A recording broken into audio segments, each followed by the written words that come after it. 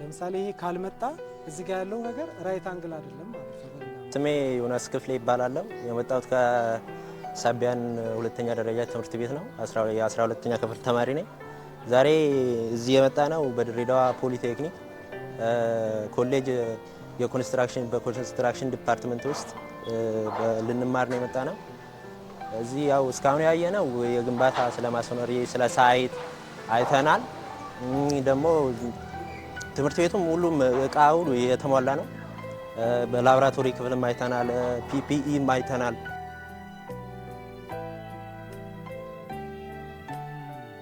እንግዲህ ዛሬ ሰሞኑን ለተከታታይ 15 ቀናት ሲሰጥ የነበረው ስልጠና ከአያስኩል በመጡ የ12ኛ ክፍል ተማሪዎች ነው።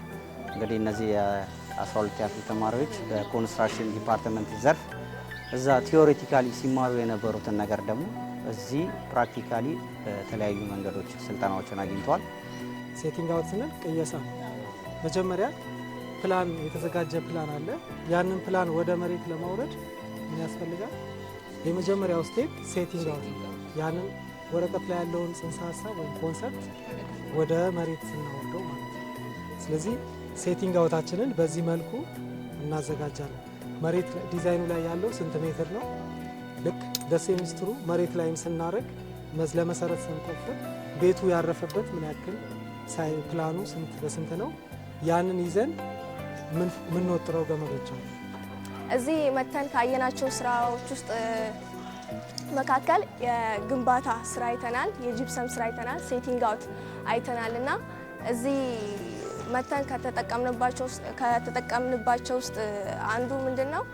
እዛ ትምህርት ቤት በቲዮሪ ብቻ ነው። እዚህ ግን ፕራክቲካሊ የተደገፈ ስለሆነ ቲዮሪም ፕራክቲካሊም ሲሆን ደግሞ ሞረኛ የተሻለ እውቀት እናገኛለን። እንዲሁም ደግሞ በዚህ ዲፓርትመንት ውጤትም መጣም አልመጣም በዚህ ግቢ ብንማር ሞር የተሻለ ነው። እንግዲህ የፊኒሽንግ ኮንስትራክሽን ወርክን ጨምሮ በአጠቃላይ ኮንስትራክሽን ስራዎች ከመሰራታቸው በፊት መነሻ የሚሆኑት የኮንስትራክሽን ቴስቲንግ እንትኖች ጨምሮ እስከዛ ድረስ ያሉትን ነገሮች በተቻለ መጠን ባላቸው ሰዓት ለማሳየት ሞክረናል። እዚህ ኮሌጅ ሲመጡ ኮሌጁ ከዩኒቨርሲቲ በላይ ነው። እንደኛ ሀገርም የሌሉ ማቴሪያሎች እንዳሉ ነው እዚህ ያየ ነው። ስለዚህ ከኛ ልምድ ወስዶ ሌሎች ትምህርት ቤቶችም ሌሎች አካባቢ ያሉትም ማህበረሰብ ስልጠና የሚፈልጉ ከሆነ እዚህ መጥቶ ትሬኒንግ እንዲወስዱ ነው ጥሪ ማቅረብ የምወደው። እንግዲህ እነዚህ ተማሪዎች እዚህ ከሚያገኙት እኛ ከምንሰጣቸው የተግባር ስልጠና ባሻገር ሳይት ድረስ ይዘናቸው በመሄድ ሳይት ላይ ያለውን ነገር እያንዳንዱን ነገር እየሰሩ እያዩ እንትን ብለዋል። በዚህም ትልቅ ውጤት የተገኘ ነው ያለው። በዚህም ተማሪዎቹ አጠቃላይ በጣም ደስተኛ ናቸው። ሌላ ደግሞ እኔ በዚህ በድሬዳዋ ፖሊቴክኒክ ኮሌጅ ውስጥ ያገኘሁትን እንትን ጥቅም እውነት ለመግለጽ ራሱ እንትን ይለኛል። በጣም ቆንጆ ነው።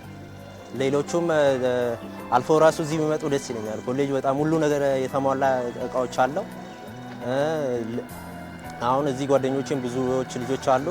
በቃ አመሰግናለሁ ስለተሰጠን እንትን ትምህርት አመሰግናለሁ።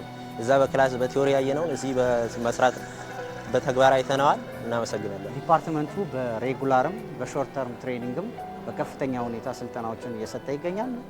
ብቁ የሆኑ መምህራን አሉ። በተጨማሪም ብቁ የሆነ ከጊዜው ጋር አብሮ የሚሄድ የማቴሪያሎች አሉ። ቅድም እንደገለጽኩት የላብራቶሪን እንትኖች ጨምሮ በተጨማሪም ሙሉ የተደራጀ የአይሲቲ ላብም ያለበት ነውና በአጠቃላይ እዚህ ከሚሰሩት ባሻገር ሳይትም ወስደናቸው ነው እንደምንለው።